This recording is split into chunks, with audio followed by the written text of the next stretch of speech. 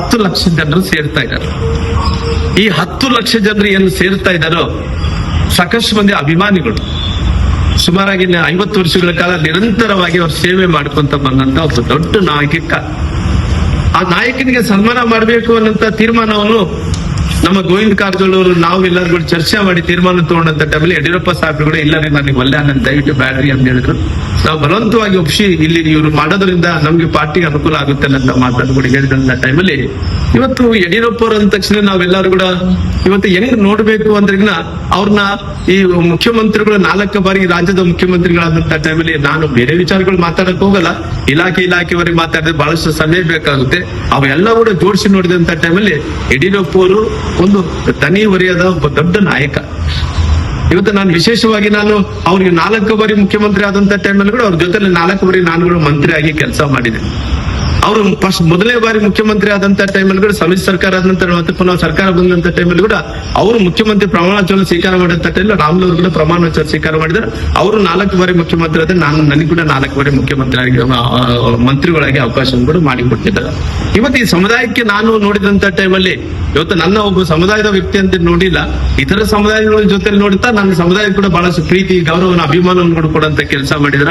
ಇವತ್ತು ಯಡಿಯೂರಪ್ಪ ಸಾಹೇಬರು ಇವತ್ತು ವಾಲ್ಮೀಕಿ ಜಯಂತಿಯನ್ನು ಹಿಡ್ಕೊಂಡು ಇವತ್ತು ನಮ್ಮ ಪರಿಶಿಷ್ಟ ವರ್ಗಗಳ ಇವತ್ತು ಏನು ಮಂತ್ರಾಲಯ ಹಿಡ್ಕೊಂಡು ಇವತ್ತು ಮೀಸಲಾತಿ ವಿಚಾರವನ್ನು ಹಿಡ್ಕೊಂಡು ನಮ್ಮ ಮಹರ್ಷಿ ವಾಲ್ಮೀಕಿಯರ ಮಹರ್ಷಿ ಪರಿಶಿಷ್ಟ ಪಂಗಡಗಳ ವಸತಿ ಶಾಲೆಗಳನ್ನೇ ಹಿಡ್ಕೊಂಡು ವಸತಿ ಶಾಲೆಯ ಜೊತೆಲಿ ಹಾಸ್ಟೆಲ್ಗಳನ್ನು ಹಿಡ್ಕೊಂಡು ಇವತ್ತು ಇವೆಲ್ಲ ನೋಡಿದಂತ ಟೈಮಲ್ಲಿ ಎಲ್ಲವನ್ನು ಕೂಡ ಮಾಡಿದಂತ ಒಬ್ಬ ಧೀಮಂತ ನಾಯಕ ಯಡಿಯೂರಪ್ಪ ಸಾಹೇಬರು. ಹಂಗಾಗಿ ಬಹಳಷ್ಟು ವಿಚಾರಗಳನ್ನು ನಾನು ಮಾತಾಡ್ಬೇಕು ಅಂದ್ಕೊಂಡಿದ್ದೆ, ಆದ್ರೆ ನಾನು ಪಾರ್ಟಿ ವಿಚಾರ ಬಂದಂತ ಟೈಮಲ್ಲಿ ಇವತ್ತು ಯಡಿಯೂರಪ್ಪ ಜೊತೆಲಿ ಭುಜಕ್ಕೂ ಭುಜ ಆಗಿ, ಯಾಕಂದ್ರೆ ಯಾವ ರೀತಿಯಲ್ಲಿ ಕೃಷ್ಣನ್ ಜೊತೆ ಅರ್ಜುನ ಇದ್ದಾನೋ ಆ ರೀತಿಯಲ್ಲಿ ಅನಂತ್ ಕುಮಾರ್ ಅವ್ರ ಕೂಡ ನೆನ್ಪು ಮಾಡ್ಕೋಬೇಕಾಗುತ್ತೆ, ಅದೇ ರೀತಿಯಲ್ಲಿ ನನ್ನ ಆಚಾರ್ಯ ಅವ್ರನ್ನ ಕೂಡ ನೆನ್ಪು ಮಾಡ್ಕೋಬೇಕಾಗುತ್ತೆ, ಅದೇ ರೀತಿ ಶಂಕರಮೂರ್ತಿ ಅವ್ರನ್ನ ಕೂಡ ನೆನ್ಪು ಮಾಡ್ಕೋಬೇಕಾಗುತ್ತೆ, ಬಿ ವಿ ಶಿವಪ್ಪ ಅವ್ರನ್ನ ಕೂಡ ನೆನ್ಪು ಮಾಡ್ಕೋಬೇಕಾಗುತ್ತೆ. ಅನೇಕ ಮಂದಿ ಮಹನೀಯರು ಎಲ್ಲಾರು ಕೂಡ ಸೇರ್ಕೊಂಡು ಪಾರ್ಟಿಯನ್ನು ಈ ಮಟ್ಟಕ್ಕೆ ತಗೊಂಡ್ಬರುವಂತ ಕೆಲಸ ಅವ್ರೆಲ್ಲಾರು ಕೂಡ ಮಾಡಿದಾರ. ಇವತ್ತು ಯಡಿಯೂರಪ್ಪ ಅವ್ರನ್ನ ಅಭಿನಂದನಾ ಸಮಾರಂಭದಲ್ಲಿ ನನ್ನ ಕಾರ್ಯದರ್ಶಿಯಾಗಿ ಮಾಡಿದ್ದಾರೆ. ಯಾಕಂದ್ರೆ ಇವತ್ತು ರಾಮುಲು ಅವರು ಸದಾಕಾಲ ನನ್ನ ಜೊತೆಲಿದ್ದು ಹೋರಾಟವನ್ನು ಮಾಡ್ಕೊಂತ ಬಂದಾರ.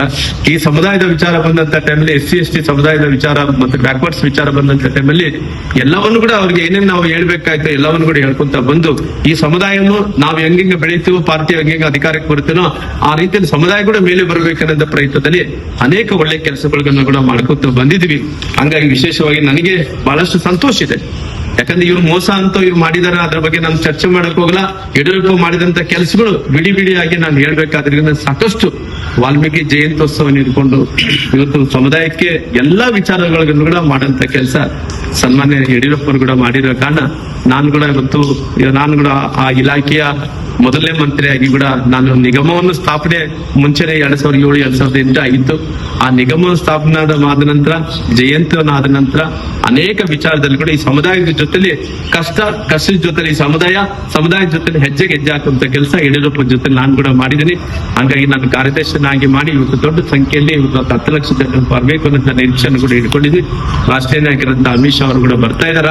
ಬಹುಶಃ ನನಗೆ ಗೊತ್ತಿರುವಂತ ಪ್ರಕಾರ ಸನ್ಮಾನ್ಯ ಯಡಿಯೂರಪ್ಪರು ಸಂತೋಷ ಪಡುವಂತ ದಿನ ಅಭಿನಂದನಾ ಸಮಾರಂಭ ನಡೆಯುವಂತ ಕೆಲಸ ಆಗುತ್ತೆ.